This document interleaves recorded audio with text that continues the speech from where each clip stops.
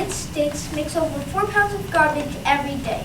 That may not seem much for each person, but for the entire country, that's over 250 million tons of trash every year. That weighs more than 8 Great Pyramids of Giza.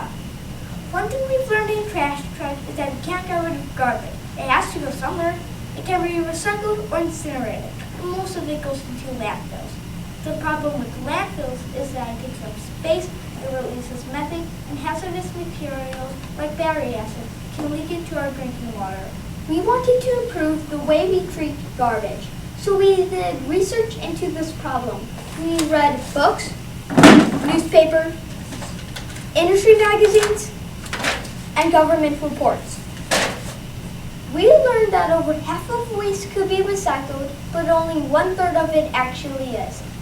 We spoke with Noah Marsh, the president of Food Forward, a company that collects organic waste for composting. He said that all trash represents fuel, which can be turned into energy. The most efficient way to collect energy from garbage is through plasma gasification. Plasma gasification is a technology that uses an electric arc to create ionized gas. The temperature in the treatment chamber exceeds 4,000 degrees Celsius. When trash is placed in this plasma, it breaks down to its most elemental form. This is not combustion, as oxygen is not consumed and ash is not produced. Therefore, hazardous and toxic materials are neutralized. Heavier materials fall to the bottom, become a glass-like slag, and lighter gases are filtered off from electric generators. Trash that has been treated with plasma gasification makes synthetic gas, otherwise known as syngas. This is predominantly carbon monoxide and hydrogen. This syngas can be converted to steam or electricity, as well as other gases, fuels, and chemicals. Japan has 2 plasma gasification facilities. One produces steam for industrial usage, and the other produces electricity. The plant that produces electricity supplies enough power for 10,000 houses every year. This extra electricity makes the entire process self-sustaining. Currently, most trash is put into landfills, but this is not necessarily a simple solution. The average cost to construct a landfill is $350,000 per acre. For a typical landfill of 34 acres, that's nearly $12 million. Every year, the operating expenses for a landfill exceed $600,000. The expected lifespan for such a landfill is 11 years, and once it is filled, it costs another $20 million to close it. Then it must be monitored for another 30 years at a cost of over $2 million. As we have seen, plasma gasification is not only a more environmentally friendly alternative to landfills, but it recovers energy that would typically be lost in them. It does not give off greenhouse gases into the air or leachate into the ground, and its only solid waste products are returned as building materials in the form of slag to the construction industry. Is this approach to treating garbage just a waste of time? Should we simply dump this idea? No! An article in the Chicago Tribune this past September shows that the city of Burlington, Vermont is running on 100% renewable energy. If it can be done with solar, wind, and hydroelectric power, then why can't we do it with plasma gasification? Study data from plants in Canada and Korea show that these facilities generate a profit of around $180 per ton of garbage. We don't think all trash should be treated this way, however. We recommend recovering as much energy as possible through recycling and composting, then recovering the remainder of the energy through plasma gasification. Thank you. Now, let me get this good.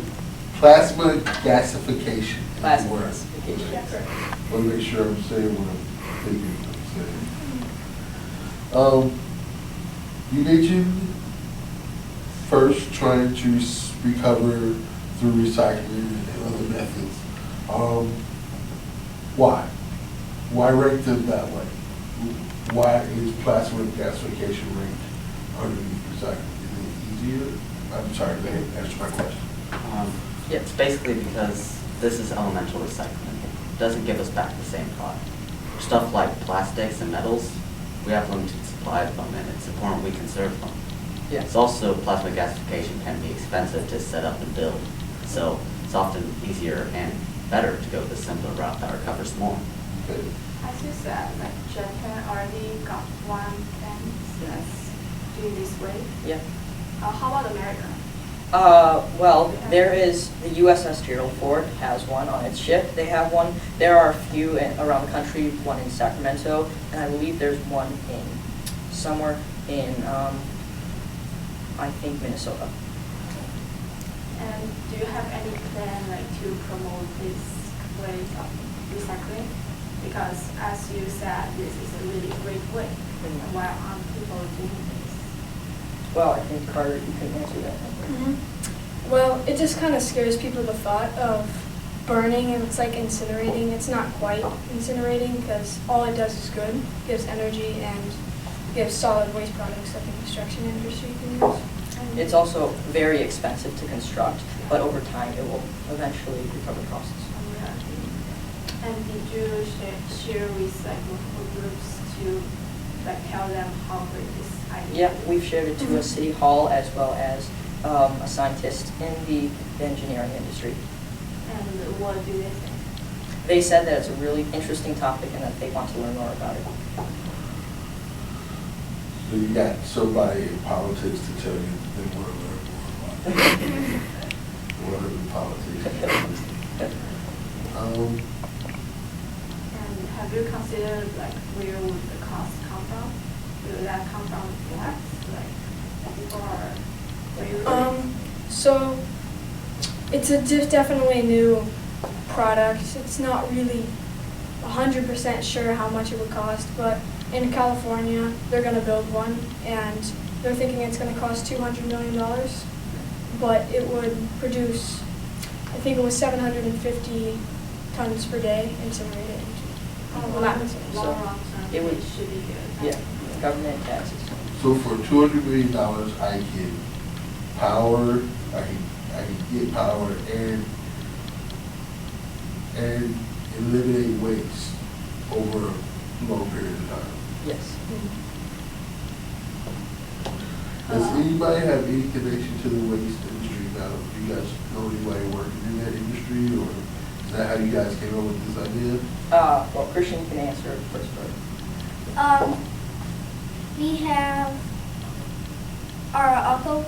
He works at Food Forward, and the composting. Yeah. We're still working. But we discovered after reading books and newspapers that this is one of the most cost-effective solutions. Awesome.